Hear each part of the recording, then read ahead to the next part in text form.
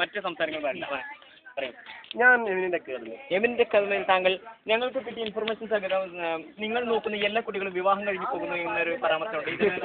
അത് തീർത്തും തെറ്റായ ഒരു പ്രസ്താവനയാണ്. എല്ലാവരും എന്നെ പുച്ഛിക്കാനായി എല്ലാവരും പറയുകയാണ്. ചില ഗൂഢശക്തികളുടെ ഫലമായാണ് അങ്ങനെ സംഭവിക്കുന്നത്. താങ്കൾ ഇന്നൊരു കുട്ടിയെ നോക്കിയാൽ പിറ്റേന്ന് അവരുടെ കല്യാണം ഉറച്ചതായിട്ടാണ് ഞങ്ങൾക്ക് ഇൻഫർമേഷൻ കിട്ടിയിട്ടുള്ളത്. ഇതിനെ താങ്കൾ എങ്ങനെ പ്രതികരിക്കും? അതും തീർച്ചയായും ദൈവത്തിന്റെ ഗൂഢശക്തികളുടെ ഈ ഗൂഢശക്തികൾ എന്നുള്ളതാണ് താങ്കൾ എന്താണ് ഉദ്ദേശിക്കുന്നത്? അവരാണ് ഈ ശരിക്കും തീവ്രവാദത്തിന്റെ ആളുകൾ. അവരാണ് NDF, RSS ആ ടീമിൽപ്പെട്ട ആളുകളാണ്. താങ്കളുടെ പ്രണയവും തീവ്രവാദമായി ഇന്റർറിലേറ്റഡ് ആയ കോൺസെപ്റ്റ് ആണ്. പിന്നെ എങ്ങനെയാണ് ഇത്? ഒരു നാണയത്തിന്റെ രണ്ട് സൈഡുകളാണ് എന്റെ പ്രണയം, തീവ്രവാദം. താങ്കൾ നേരത്തെ പറഞ്ഞല്ലോ, താങ്കൾ പിന്നെ ഗൂഢശക്തികളുടെ പ്രവർത്തന ഫലമായിട്ടാണ് താങ്കളുടെ ഇങ്ങനത്തെ പ്രസ്താവനകൾ ഉണ്ടാവുന്നത്.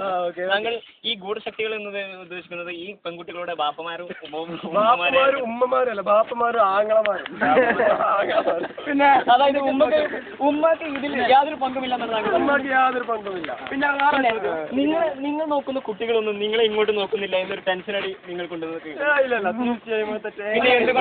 പിന്നെ എന്തുകൊണ്ടാണ് താങ്കൾ ഈ എമിനന്റ് കോളേജിൽ ഒരു കല്യാണരാമൻ എന്നറിയപ്പെടുന്നത്? അതും ഇൻഫർമേഷൻസ് വേണം, അതുകൊണ്ടാണ്. പൊതുവെ ഞാൻ നോക്കുന്ന കുട്ടികൾക്ക് ഒരു നഗ്നമായ സത്യം എന്താ വെച്ചാൽ ഞാൻ നോക്കുന്ന കുട്ടികളെ കല്യാണം കഴിഞ്ഞു.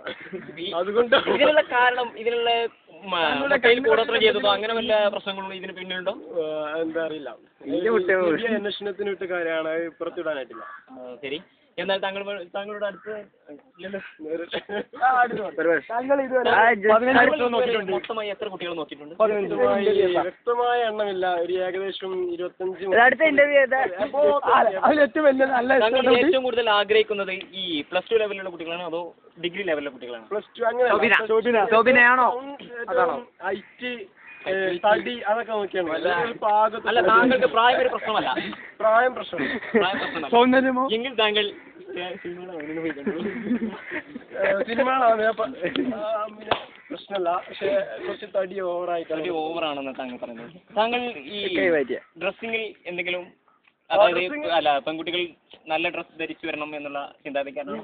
തീർച്ചയായും അങ്ങനെ ഒരു ചിന്താഗതിക്കാരനാണ്. ഈ നല്ല ഡ്രസ് ധരിച്ചു വരുന്ന കുട്ടികൾ മാത്രമാണോ? കാരണം പെൺകുട്ടിയുടെ ഏറ്റവും നല്ല കളർഫുൾ ആയ ഡ്രസ് ഇട്ടാല് നല്ല ഗ്ലാമർ ആയി തോന്നുന്നു. പക്ഷെ ഏറ്റവും കളർഫുൾ ആയ ഡ്രസ് ഇടുമ്പോൾ ഏറ്റവും കളർഫുൾ ആയി കല്യാണം കഴിയുമെന്ന് താങ്കൾക്ക് അറിയുന്നുണ്ടോ? അതും ഒരു ശരിയാണ്. എന്നാൽ ഇതുവരെ ഞങ്ങളോട് സഹകരിച്ച എന്റെ പേരിലും മണവാൾ സൺസിന്റെ പേരിലും ഞങ്ങൾ നന്ദി രേഖപ്പെടുത്തുന്നു. ഇതോടുകൂടി ഈ